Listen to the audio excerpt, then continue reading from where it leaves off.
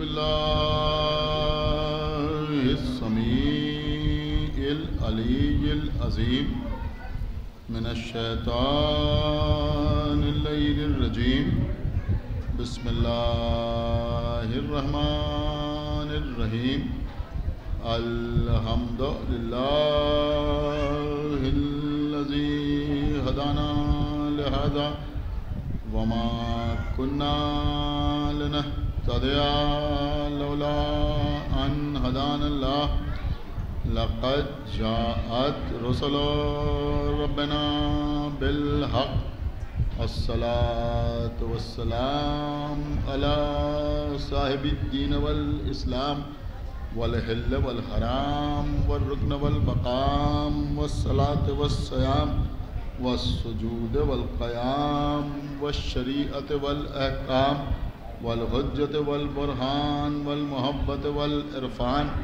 والحق والبيان والكتاب والقرآن سيدنا ونبينا وشفينا ومولانا ومولى الثقلين جد الحسن والحسين أبي القاسم محمد وعلى أهل بيته الطيبين الطاهرين المعصومين المظلومين المنتخبين المنتجبين الذين أذهب الله عنهم الرجس وطهرهم تطهيرا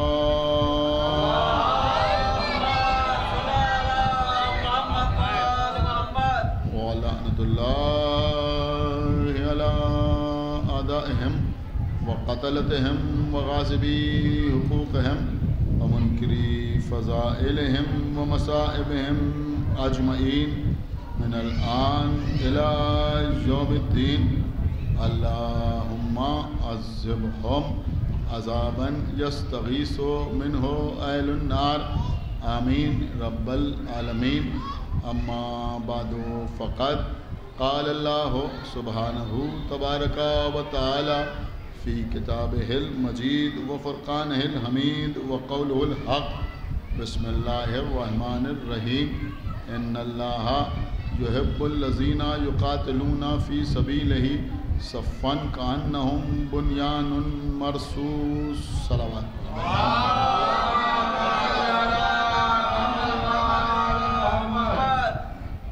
حضرت یہ سورہ صف کی بہت ہی مشہور اور معروف آیہ مبارکہ ہے جس میں ارشاد اقدس الہی ہو رہا ہے کہ یقیناً اللہ محبت کرتا ہے ان لوگوں سے جو اللہ کی راہ میں صف باندھ کر قتال کرتے ہیں اور یہ لوگ اپنی ثابت قدمی میں ایک ایسی مضبوط دیوار ہیں جس کو سیسا پلا کر مضبوط کر دیا گیا ہے۔ عزیزوں، سورہ صف کی جو ابتدائی آیات ہیں ان کی شان نزول مفسرین نے اس انداز سے بیان فرمائی ہے کہ جنگ بدر میں جہاں پیغمبر اسلام ایک قلیل یعنی بہت ہی مختصر سے لشکر کے ساتھ تقریباً 1000 کے کفار و مشرکین کے لشکر سے مقابلہ کر رہے تھے۔ پیغمبر کے لشکر میں سپاہیوں کی تعداد 313 تھی، لیکن جب جنگ ہوئی تو صرف مولا متقیان نے 2/3 مشرکین کو یعنی جتنے مشرک قتل ہوئے ان میں 2/3 مشرکین کو مولا علی نے اپنے دست مبارک سے قتل کیا اور جنگ کی کامیابی کا صحرا مولا علی ہی کے سر پر بندھا۔ جنگ بدر میں چونکہ لوگوں کو بظاہر موقع نہ ملا تلوار چلانے کا، لہذا کچھ لوگ بعد میں بار بار یہ بات کہتے تھے کہ اگر ہمیں بھی میدان میں جانے کی اجازت ملتی یا ہمیں بھی موقع ملتا تو ہم جنگ بدر میں اپنے ہاتھ بھی دکھاتے اور ہم بھی تلوار چلاتے، اور بڑھ بڑھ کر یہ گفتگو کرتے رہتے تھے۔ لہذا جنگ احد کے موقع پر پیغمبر اسلام کے اوپر سورہ صف کی یہ آیات نازل ہوئیں جس میں خداوند عالم نے یہ بھی ارشاد فرمایا کہ یا ایھا الذین آمنوا، اے ایمان لانے والوں، اے کلمہ پڑھنے والوں، یعنی پیغمبر اسلام کے ان اصحاب کو مخاطب کیا گیا جنہوں نے لا الہ الا اللہ اور محمد رسول اللہ کہہ کر اسلام میں داخلہ لیا تھا کہ لما تقولون ما لا تفعلون، کہ تم وہ کیوں کہتے ہو جو کرتے نہیں، یا تم وہ کیوں کہتے ہو جو تم کر نہیں سکتے۔ اس کے بعد ارشاد ہوا کہ اللہ کے نزدیک یہ بہت بڑی معصیت ہے، بہت بڑا گناہ ہے کہ وہ کہا جائے جو کیا نہ جائے۔ یعنی اگر قول و فعل میں تضاد ہو، قول کچھ اور ہو، فعل کچھ اور ہو، تو یہ اللہ کی پسندیدگی کا باعث نہیں ہوتا۔ اس کے بعد ارشاد ہوا کہ ان اللہ یحب الذین یقاتلون فی سبیلہ صفا کانہم بنیان مرصوص، یعنی یقیناً اللہ محبت رکھتا ہے ان لوگوں سے کہ جو اللہ کی راہ میں صف باندھ کر قتال کرتے ہیں، اور یہ لوگ اپنی ثابت قدمی میں ایک ایسی مضبوط دیوار ہیں جس کو سیسا پلا کر مضبوط کر دیا گیا ہے۔ میرے خیال میں اگر میں آپ کی خدمت میں یہ بات عرض کروں تو غلط نہ ہوگی کہ پہلے اللہ نے ان لوگوں کی مذمت کی جو میدان سے فرار کرنے والے ہیں، پہلے اللہ نے ان لوگوں پر نفرین کی کہ جو کہتے ہیں وہ کرتے نہیں ہیں، اس کے بعد اللہ نے ان لوگوں کی تعریف کی جو اللہ کی راہ میں صف باندھ کر قتال کرتے ہیں۔ تو کیا میں آپ کی خدمت میں یہ نہیں عرض کر سکتا کہ اللہ کے کلام کا مزاج یہ ہے کہ تبرہ پہلے ہوتا ہے، تولا بعد میں ہوتا ہے۔ ایک صلوات پڑھیں بر محمد عزیزوں، یہ جنگ احد ہو رہی ہے۔ ایک موقع ایسا آیا کہ جب پیغمبر اسلام کا لشکر دونوں طرف سے گھر گیا۔ اس وقت مجھے مکمل جنگ احد آپ کی خدمت میں نہیں عرض کرنا ہے، بہرحال ایک موقع ایسا بھی آیا کہ جب ایک درے کے قریب پیغمبر نے اپنے کچھ صحابیوں کو حکم دیا تھا کہ کچھ بھی ہو جائے تم یہ درہ نہ چھوڑنا، لیکن مولا علی کی تلوار کے ذریعے جب لوگوں کو ایسا محسوس ہوا کہ فتح نصیب ہو رہی ہے تو مال غنیمت کے لالچ میں لوگ پیغمبر کا حکم بھول گئے اور اس درے کو چھوڑ دیا، اور جب اس درے کو چھوڑ دیا تو اس درے کی طرف سے خالد بن ولید نے حملہ کیا۔ اب پیغمبر کا لشکر یعنی مسلمان بیچ میں تھے، ادھر بھی دشمن ادھر بھی دشمن، ایک افراتفری کا ماحول پیدا ہو گیا۔ اور وہ وقت بھی آیا کہ جب شیطان نے پکار کے کہا کہ ماتا محمد، یعنی محمد مر گئے، محمد قتل کر دیے گئے۔ اب جو لوگوں نے یہ سنا کہ محمد قتل کر دیے گئے تو لوگوں نے فرار کرنا شروع کیا، کوئی 4 دن کے بعد واپس آیا، کوئی 5 دن کے بعد واپس آیا، کوئی 10 دن کے بعد واپس آیا، لیکن تنہا مولا علی تھے جو رسول اللہ کی حفاظت کر رہے تھے۔ بہت غور سے سنیے گا، تنہا مولا علی تھے جو رسول اللہ کی حفاظت کر رہے تھے۔ یہ جنگ احد کا واقعہ بہت مشہور ہے کہ مولا علی تنہا رسول کی حفاظت کر رہے تھے، رسول کو بچا رہے تھے، اور 1-2 لوگ اور تھے کہ جو مولا علی کے ساتھ موجود تھے، ورنہ سب کے سب لوگ فرار کر چکے تھے۔ لیکن عزیزوں، آج کی اس محفل کی مناسبت سے میں یوں سمجھیں کہ گریز کے طور پر یہ بات آپ کی خدمت میں عرض کرنا چاہتا ہوں کہ اس وقت مولا علی کے ایک ہاتھ میں رسول اللہ کے لشکر کا علم تھا۔ بہت توجہ آپ حضرات کی چاہتا ہوں، مولا علی کے ایک ہاتھ میں رسول اللہ کے لشکر کا علم تھا۔ دیکھیں بہت توجہ کے ساتھ سنیے گا، ظاہر سی بات ہے کہ جس کے ہاتھ میں علم ہوتا ہے وہ سرداری کرتا ہے لشکر کی۔ علی علم لیے ہوئے تھے، اب دوسروں کو تلوار چلانا چاہیے تھی، لیکن یہاں مولا علی ایک ہاتھ میں علم لیے ہوئے تھے، دوسرے ہاتھ سے تلوار چلا رہے تھے، یعنی علی کے دائیں ہاتھ میں علم تھا، کچھ غور فرما رہے ہیں آپ، اور بائیں ہاتھ سے علی تلوار بھی چلاتے جا رہے تھے۔ اس طرح سے مولا علی رسول اللہ کی نصرت کر رہے تھے۔ یہاں پر ایک واقعہ ہمیں ملا جو اکثر مجلسوں میں پڑھا نہیں جاتا یا تقریروں میں بیان نہیں ہوتا، ہو سکتا ہے آپ حضرات کے لیے بھی بالکل نئی بات ہو، کہ جب مولا علی اس انداز سے جنگ کر رہے تھے تو اس وقت کسی مشرک نے، کسی کافر نے اپنی تلوار سے علی کے داہنے ہاتھ پر وار کیا، اور جب علی کے داہنے ہاتھ پر وار کیا تو مولا علی کا ہاتھ ہلکا سا زخمی ہوا۔ جب علی کا ہاتھ ہلکا سا زخمی ہوا تو کسی نے رسول اللہ سے کہا کہ علی کا ہاتھ زخمی ہو گیا ہے، اب علم کسی اور کے ہاتھ میں دے دینا چاہیے۔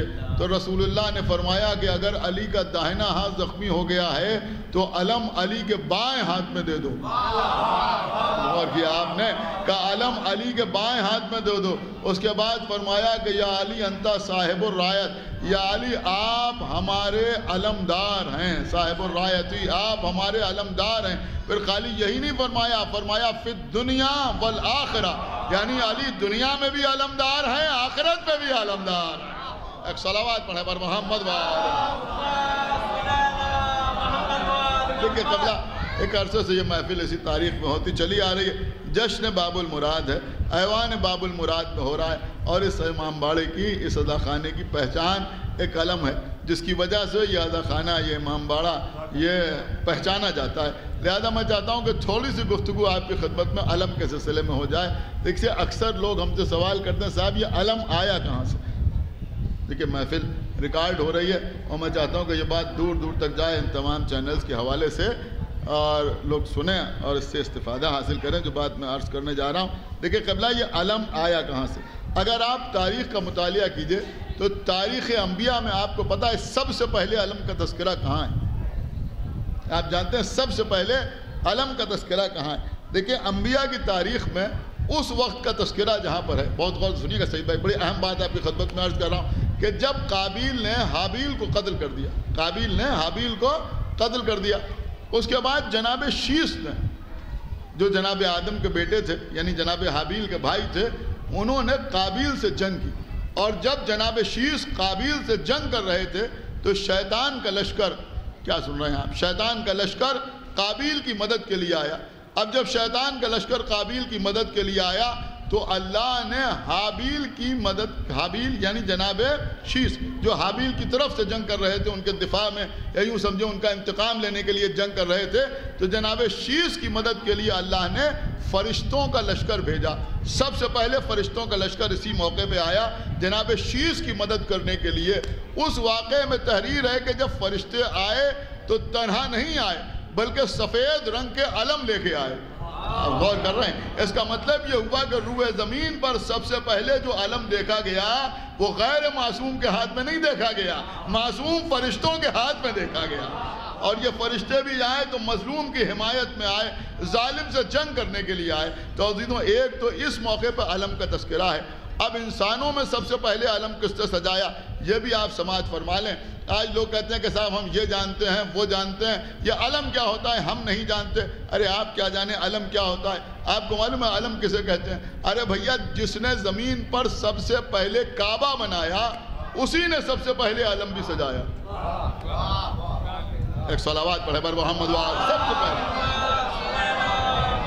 سب سے پہلے جو علم سجایا وہ جناب ابراہیم نے علم سجایا. یعنی انسانوں میں سب سے پہلے جو علم سجایا وہ جناب، دیکھیں میں پوری ذمہ داری کے ساتھ آپ کی خدمت میں عرض کر رہا ہوں، سب سے پہلے جناب ابراہیم نے علم سجایا. یہ بہت طولانی داستان ہے، اس وقت اس کے لیے اتنا وقت نہیں ہے جو میں آپ کی خدمت میں ساری تفصیل بیان کروں. لیکن جب جناب لوط پیغمبر کو رومیوں نے گرفتار کر لیا تو ان کو رومیوں کے پنجے سے چھڑانے کے لیے جناب ابراہیم نے ان سے جنگ کی. اور جب جناب ابراہیم نے ان سے جنگ کی اور لوگوں کو اپنی طرف بلایا تو لوگوں کو اکٹھا کرنے کے لیے جناب ابراہیم نے ایک علم سجایا اور یہ کہا کہ جو لوگ لوط کی مدد کرنا چاہتے ہیں وہ اس پرچم کے تلے آ جائیں. کچھ غور فرمایا آپ نے، وہ اس پرچم کے تلے آ جائیں. تو لوگ علم کے تلے آ گئے اور پھر جناب ابراہیم ہاتھ میں وہ علم لیے ہوئے تھے. دیکھیں آپ شاید غور نہیں کر رہا میں کیا عرض کر رہا ہوں. اب ابراہیم کون ہے؟ کہ ابراہیم وہ ہیں کہ جن کو اللہ نے شیعہ کہا ہے. خدا کے لیے بھائی تھوڑا سا بیدار ہوئیے، جن کو اللہ نے شیعہ کہا ہے. اب سمجھ میں آیا جس کو اللہ نے شیعہ کہا، کعبہ بھی اسی کے حوالے، قربانی بھی اسی کے حوالے سے، علم بھی اسی کے حوالے سے. صلوات پڑھیں بر محمد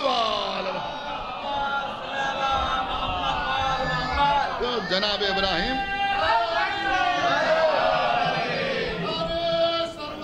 انسانوں میں سب سے پہلے جو علم سجایا وہ جناب ابراہیم نے سجایا. اب سنیے عزیزوں، اب ہم سے طرح طرح کے سوال کرتے ہیں یہ علم کہاں سے آیا، کیسے آیا. ابھی میں 2-3 باتیں آپ کی خدمت میں اور عرض کروں گا، لیکن یہاں پر ایک خاص بات جو ہے وہ میں آپ کی خدمت میں عرض کروں کہ پیغمبر اسلام نے مولا علی کے لیے کہا کہ یہ میرا علمدار ہے فی الدنیا والآخرہ. لیکن کچھ لوگ ایسے ہیں کہ جو مولا علی کے فضائل اگر بیان ہوں تو یا تو کفر کی منزل میں آ جاتے ہیں، اور اگر کفر نہیں کر پاتے تو پھر شرک تو ضرور کرنا شروع کر دیتے ہیں، یعنی کوئی نہ کوئی ایسی بات کرتے ہیں، انہوں نے کہا یہ فضیلت مولا علی کی ہے، نہیں ان کی بھی یہ فضیلت ہے، اور ان کی بھی یہ فضیلت ہے، اور ان کی بھی یہ فضیلت ہے۔ ایک صلوات پڑھے پر محمد وآلہ۔ کبھی کوئی لقب چرائے لے رہا ہے، کبھی کوئی معجزہ مولا علی کا کسی اور کے نام سے منسوب کیے دے رہا ہے، کبھی مولا علی کا کوئی فیصلہ کسی اور کا نام لے کے بیان کیا جا رہا ہے، یعنی لوگ فضیلت علی میں شرک بھی کرنا چاہتے ہیں۔ تو یہ علمداری کے مسئلے میں بھی لوگ اس طرح کی باتیں کرتے ہیں۔ کچھ لوگوں نے کہا صاحب علم ہمیشہ مولا علی کے ہاتھ میں نہیں رہا، دیکھیں تاریخ پہ جو لکھا ہے وہی میں آپ کی خدمت میں عرض کر رہا ہوں، لیکن اس وقت ایک ایسا نقطہ پیش کروں گا شاید کوئی سمجھدار خاموش نہیں رہے گا۔ میں نے کہا صاحب علم ہمیشہ مولا علی کے ہاتھ میں نہیں رہا۔ ہم نے کہا پھر کس کے ہاتھ میں رہا؟ انہوں نے کہا جنگ یا غزوہ بنی عبد الدار میں یہ علم جو تھا یہ مصعب ابن عمیر کے ہاتھوں میں تھا۔ اچھا مصعب ابن عمیر کے ہاتھوں میں تھا، لیکن پھر کیا ہوا کہ جب مصعب ابن عمیر زخمی ہو گئے تو پھر رسول اللہ نے علم ان سے لے کر مولا علی کو دے دیا۔ خدا کے لیے بیدار ہوئی ہے۔ میں نے کہا پہلے مصعب ابن عمیر کے ہاتھ میں تھا، اور اس کے بعد مولا علی نے ان سے لے کر علم مولا علی کے حوالے، رسول اللہ نے علم ان سے لے کے مولا علی کے حوالے کر دیا۔ کچھ لوگوں نے لکھا کہ عام طور پر رسول اللہ کا علم، رسول اللہ کا پرچم سعد بن عبادہ کے ہاتھ پہ رہتا تھا۔ اب جب جنگ کا موقع آتا تھا تو رسول اللہ سعد بن عبادہ سے علم لے کر مولا علی کے حوالے کر دیتے تھے۔ غور کر رہے ہیں آپ؟ ساری باتیں ہم نے تسلیم کر لی۔ اچھا یہ تو آپ نے بیان کر دیا، اب ہم بھی کسی سے پیچھے نہیں، ہم بھی بیان کر رہے ہیں۔ ارے بھائی آپ نے تو دو نام لیے، جنگ خیبر سے بیان سے کیوں شرما گئے؟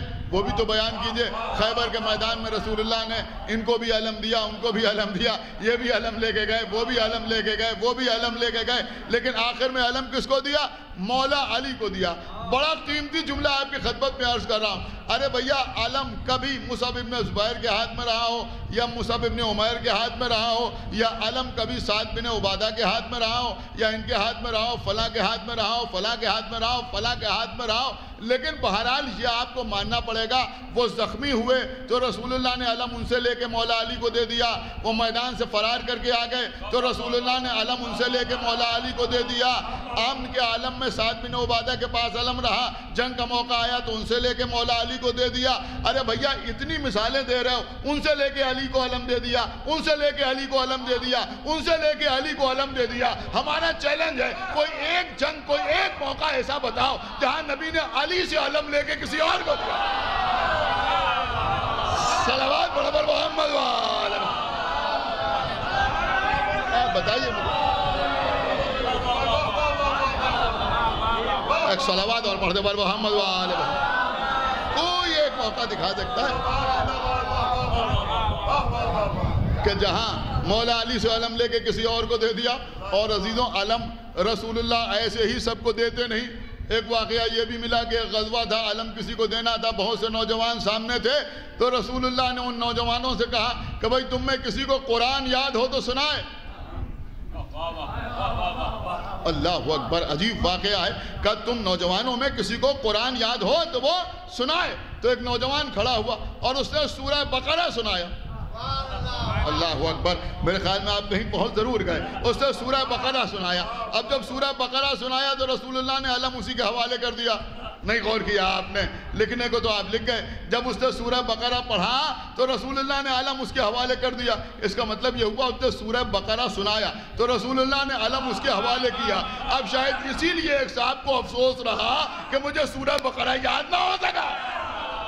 ایک صلوات پڑھے پر محمد وآلہ۔ تو بہرحال اس کا مطلب یہ ہوا کہ علم جو ہے اس کے ملنے کی ایک بنیاد علم بھی ہوا کرتا ہے۔ اب عزیزوں جنگ خیبر ہو رہی ہے، 39 دن تک لوگ علم لے کے جاتے رہے، آتے رہے، جاتے رہے، آتے رہے، جاتے رہے، آتے رہے۔ 39ویں دن پیغمبر اسلام نے اعلان کیا۔ کیا اعلان کیا؟ کہ کل میں علم اسے دوں گا جو مرد ہوگا، رجل ہوگا۔ کیا ہوگا؟ مرد ہوگا، کرارن غیر فرار، جو کرار ہوگا اور غیر فرار ہوگا، یعنی کرار بھی ہوگا، جم جم کر حملہ کرنے والا ہوگا۔ ان اللہ یحب الذین یقاتلون فی سبیلہ صفا کانہم بنیان مرصوص، جم کر حملہ کرنے والا ہوگا، فرار کرنے والا نہیں ہوگا، اور اللہ و رسول سے محبت کرنے والا ہوگا، اور اللہ و رسول کو اس سے محبت ہوگی۔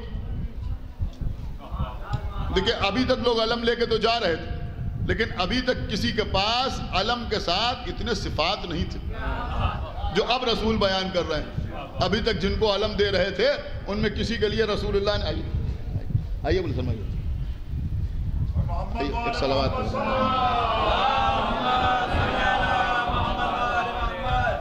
اتنی باتیں ابھی رسول اللہ نے بیان نہیں کی، کسی کے بارے میں پیغمبر اسلام نے بیان نہیں کیا کہ یہ جو علم لے کے جا رہے ہیں یہ مرد ہیں، یہ علم لے کے جا رہے ہیں یہ کرار ہیں، یہ جو علم لے کے جا رہے ہیں یہ غیر فرار ہیں، یہ جو علم لے کے جا رہے ہیں یہ اللہ اور رسول سے محبت کرنے والے ہیں، یہ جو علم لے کے جا رہے ہیں اللہ اور رسول کے محب ہیں، اللہ اور رسول ان سے محبت کرتے ہیں۔ رسول نے کسی کے لیے نہیں کہا، لیکن فرمایا کل میں علم اس کو دوں گا۔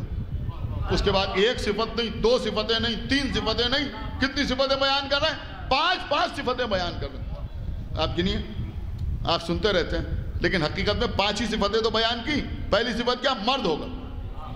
دوسری صفت کیا؟ کرار ہوگا۔ تیسری صفت کیا؟ غیر فرار ہوگا۔ چوتھی صفت کیا؟ اللہ اور رسول سے محبت کرنے والا ہوگا۔ پانچویں صفت کیا؟ اللہ اور رسول کو اس سے محبت ہوگی۔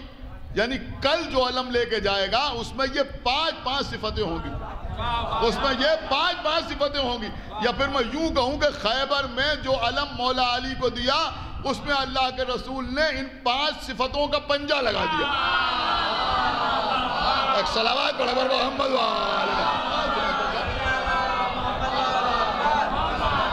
بھائی، ایک صلوات اور پڑھ دے بر محمد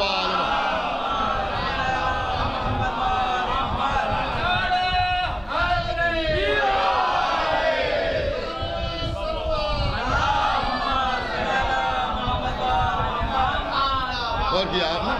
آئیے ایک صلوات اور پڑھتے بر محمد۔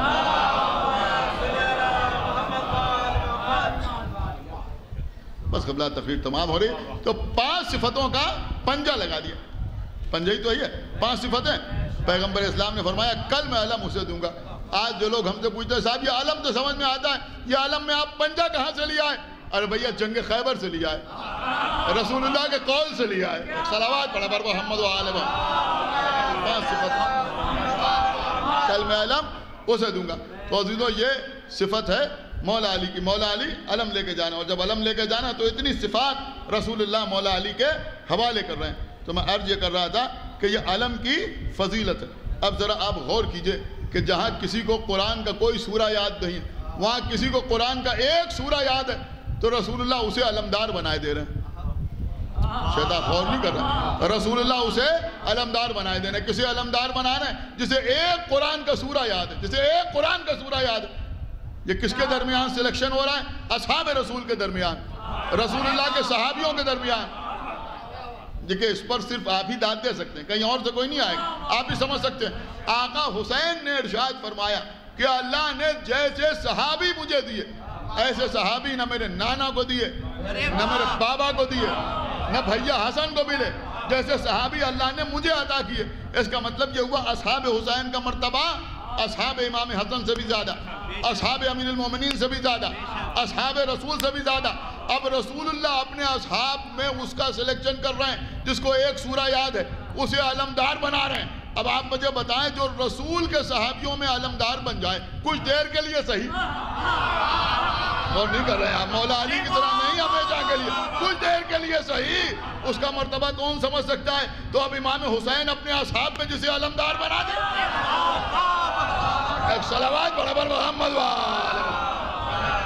جس کو بنا پھر اس کی منزل کیا ہوگی؟ تو یہ حضرت عباس جو علمدار ہیں تو یہ حسین کے اصحاب کے درمیان علمدار۔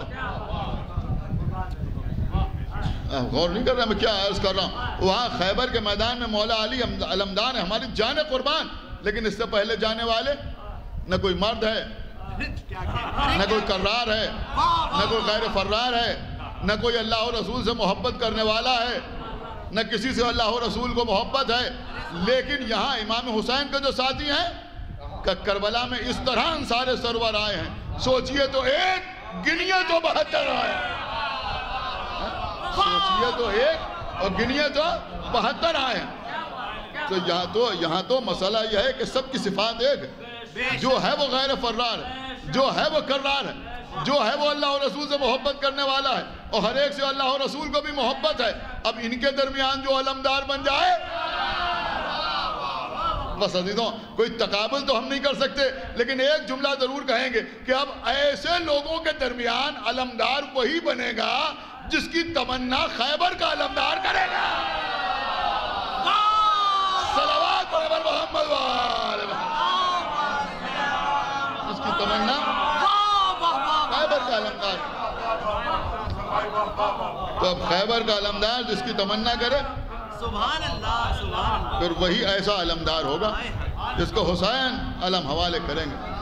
اور عزیزوں یہ حضرت عباس کی علمداری, کچھ چیزیں علماء نے تحریر کی ہیں بڑے غضب کی, کہ جب کربلا کا لوٹا ہوا سامان شام میں یزید کے سامنے پیش کیا گیا تو اس میں شہداء کی تلواریں بھی تھیں, زرہ بھی تھیں, ڈھالیں بھی تھیں, کسی کا امامہ بھی تھا, کسی کا کرتا بھی تھا, اور ایک پرچم, ایک علم بھی سامنے لا کے رکھا گیا. یزید نے اس علم کو دیکھا اور وہ 3 بار تخت پر کھڑا ہوا اور پھر بیٹھ گیا, پھر کھڑا ہوا اور پھر بیٹھ گیا. لوگوں نے پوچھا کہ تو خالی علم کو دیکھ کے کھڑا ہو رہا اور پھر بیٹھا جا رہا ہے. دیکھیں ایک بات سمجھ میں آئی, علم جو یزید کے سامنے آیا وہ تیروں سے چھلنی تھا, پارا پارا تھا, لیکن ایک بات سمجھ میں آئی کہ اگر علم زخمی بھی ہو اور سامنے یزید جیسا بھی ہو تو یہ اپنا احترام خود کرا لیتا. ایک صلوات پڑھا پر محمد وآلہ. کہ 3 مرتبہ اٹھا اور 3 مرتبہ یزید بیٹھا. جب کسی نے پوچھا کہ تو علم کو دیکھ کے بار بار اٹھ کیوں رہا ہے, بیٹھ کیوں رہا ہے, تو اس نے کہا میں اٹھ بیٹھ اس لیے رہا ہوں کہ عباس نے حق ادا کر دیا بھائی سے محبت کی. کہ تو نے کس بنیاد پر کہا, آپ کو پتہ ہے اس نے جو بنیاد بتائی, اس نے کہا میں اس بنیاد پہ کہہ رہا ہوں کہ میں نے اس علم کو دیکھا, یہ علم جگہ جگہ سے زخمی ہے, یہ علم جگہ جگہ سے شکستہ ہے, تیروں کے نشان ہیں, تلواروں کے نشان ہیں, نیزوں کے نشان ہیں, لیکن جہاں سے علم کو پکڑا جاتا ہے, یعنی جہاں سے علمدار علم کو پکڑتا ہے وہ حصہ جو ہے اس کے اوپر کوئی نشان نہیں, کوئی نشان نہیں. اس کا مطلب یہ ہوا کہ عباس کے ہاتھ قلم ہو گئے مگر عباس نے پرچم کو ہاتھوں سے چھوڑا نہیں. یوں ہی علمدار نہیں کہا جاتا, اس لیے علمدار کہا جاتا. بس میں نے تقریر کو تمام کیا. آج آمد سرکار باب المراد کی شب ہے, اس سلسلے میں یہ محفل منعقد ہو رہی ہے. آپ حضرات ایوان باب المراد میں تشریف فرمائیں. یہ وہ مقدس بارگاہ ہے جہاں ہر شب و جمعہ اور دیگر ایام میں آپ تشریف لاتے ہیں اور باب المراد کی بارگاہ میں مناجات کرتے ہیں, دعائیں مانگتے ہیں, آپ کی حاجتیں پوری ہوتی ہیں. عزیزوں حاجتیں پوری ہونے کی جگہیں, ظاہر سی بات ہے آج جشن ہو رہا ہے. آپ حضرات سے گزارش ہے کہ جلد از جلد جو لوگ باہر کھڑے ہوئے ہیں وہ بھی اندر آ کے تشریف فرما ہو جائیں, اور محفل بھی انشاءاللہ جلد ہی تمام ہو جائے گی, بہت دیر کا پروگرام نہیں ہے. آپ حضرات آخر تک جشن میں تشریف فرما رہیں اور جشن کو کامیاب بنائیں. عزیزوں یہ حضرت عباس علیہ الصلوۃ والسلام ہیں. بس آخری بات اور تقریر تمام. لوگ کہتے ہیں عباس کسے کہتے ہیں, ایک بحث ہوتی ہے کہ حضرت عباس کو معصوم کہا جائے یا معصوم نہ کہا جائے, یا معصوم کہا جائے یا غیر معصوم کہا جائے. میں ایک ہی جملہ آپ کی خدمت میں عرض کروں گا عزیزوں کہ یہ ہمارے دیگر ائمہ جو معصوم ہیں کیوں معصوم ہیں, کس لیے معصوم ہیں, کس وجہ سے معصوم. علماء نے ان کی عصمت کو اس طرح سے بیان کیا ہے کہ یہ عصمت جو ہے وہ اللہ کی طرف سے کوئی جبر نہیں ہے. پھر کیا ہے, انہوں نے اس کی مثال دی ہے کہ جیسے ماں میں بھی تھوڑی تھوڑی عصمت پائی جاتی ہے. ماں کی مثال دی, میں کہا ماں میں کیسی عصمت پائی جاتی ہے, کہا ایک ماں اپنے بچے کو گود میں لیے ہوئے بیٹھی, یہی مثال علماء نے دی ہے, اور سامنے آگ جل رہی ہے. تو ہر آدمی یہی کہے گا کہ ماں اپنے بچے کو آگ میں نہیں ڈال سکتی. کیوں نہیں ڈال سکتی, اس کے ہاتھوں میں قوت ہے, آگ میں ڈال دے. بچے کو اٹھا سکتی ہے تو آگ میں پھینک بھی سکتی ہے. لیکن لوگ کہیں گے یہی کہ صاحب ماں بچے کو آگ میں نہیں ڈال سکتی. کیوں نہیں ڈال سکتی, کبر بنائے محبت, کیونکہ اس کو بچے سے محبت ہے, لہذا وہ اپنے بچے کو آگ میں نہیں ڈال سکتی. تو جو معصومین کی عصمت ہے یہ بھی جبر نہیں ہے بلکہ اللہ سے ان کی بے پناہ محبت کی وجہ سے عصمت ہے. آپ نے کچھ غور کیا یا نہیں کیا, اللہ کی محبت کی وجہ سے ان میں یہ مرتبہ عصمت پایا جاتا ہے. میں ایک جملہ کہہ کے بات کو آگے بڑھاؤں کہ عزیزوں وہ 14ویں معصوم ہیں اور حضرت عباس میں بھی عصمت نظر آتی ہے، لیکن ان 14 کی عصمت میں اور ان کی عصمت میں فرق یہ ہے کہ ان کی عصمت اللہ سے محبت کی وجہ سے ہے اور عباس کی عصمت حسین کی محبت کی وجہ سے۔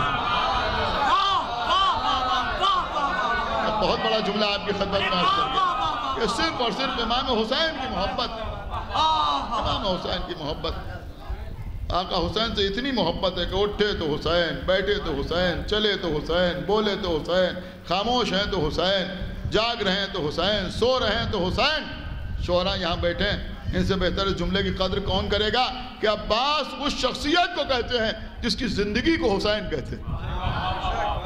سوائے امام حسین کے حضرت عباس کی زندگی میں کچھ اور نظر ہی نہیں آتا۔ بس عزیزوں، آئیے اس مبارک رات میں ہم اور آپ مل کے دعا کریں کہ پروردگار جو واسطہ محمد وآل محمد کا تمام حاضرین محفل اور بانیان محفل کے دلی مقاصد کی تکمیل فرما۔ پروردگار جو واسطہ محمد وآل محمد کا ہم کو اعمال صالحہ کی توفیق عنایت فرما، ہمارے عقائد کو صحیح و سالم رکھ، ہم جب تک زندہ رہیں آل محمد کی محبت اور ان کے دشمنوں کی عداوت پر زندہ رہیں، اور دنیا سے جائیں تو یہ دونوں عظیم ترین نعمتیں اپنے ساتھ لے کے جائیں۔ پروردگار جلد از جلد ہمارے امام زمانہ کا ظہور فرما اور ان کے اصحاب اور انصار میں ہمارا شمار فرما۔